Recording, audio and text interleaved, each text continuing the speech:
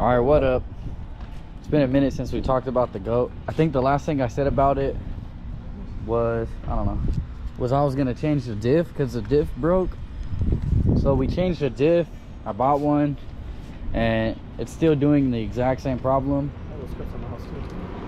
I had someone come look at it. He thinks it's the trans. I don't think it's the trans. I don't think it's the tranny. Because I looked at the splines and he thinks it's the splines on the trans that are bad, but I looked at the splines on the drive shaft and they look fine. They look completely fine. The ones on the trans also look completely fine. There's no sign of wear or anything, and I believe the drive shaft does move. I believe the drive shaft does spin. It's just the diff. So the transmission is giving, you know, the transmission is doing its job and it's giving the drive shaft power. Right? So yeah, so that's what I'm thinking, right? So it has to be the diff. Even though we just swapped the diff, there's always that chance that the dude I bought the diff from just fucked me in the ass and sold me a $350 diff that was already broken, and I went and paid someone to do the labor and it still broke. So, you know, e-brakes on. There's always that chance.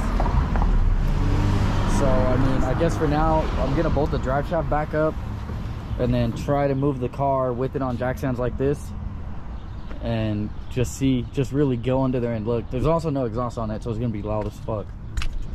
And this is why it's always good to get your lazy fat ass under your car and look at it your goddamn self.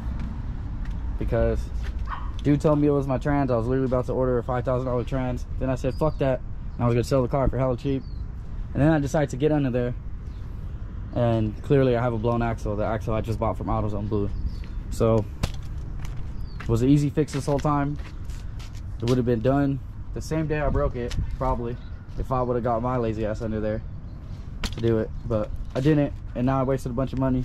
The only benefit of this is that I have a 05 diff. That's literally the only benefit. I have a 05 diff with fresh gear oil. And then I sold the BMW and left the 04 diff in there. So that shit's gone too.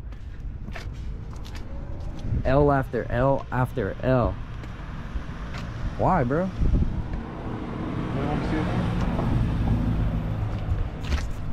My GTO don't want to see me winning. All right, we just got an axle. I warranty swapped out my my OEM axle. Actually, I warranty swapped out my OEM axle for a new axle, and then the broken axle that's in the car right now, I'm gonna pull that, and then I'm gonna come warranty swap it again, so I'll have a new axle on standby, because I'm sure I'll break another one.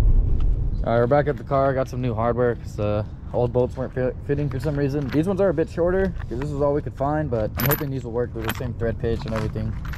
Also got another socket, so I can do one side of the axle. He can knock out the other side. Then we could drop the car down, or we'll tighten up the exhaust. Then we could drop the car down. Maybe we'll try and zip tie up the side skirt, but that's probably it. All right, we just finished. We got that new questionable hardware in there, but it is all in there and it's all together. Before I put the car on the floor, I'm gonna start it up and put it in gear, try to roll the tires to at least like 20 miles and see if there is no issue. All right, first drive feels fine. It's actually moving on its own power. Don't feel anything weird, so the axle should be golden, but we all know there's only one real way to test it.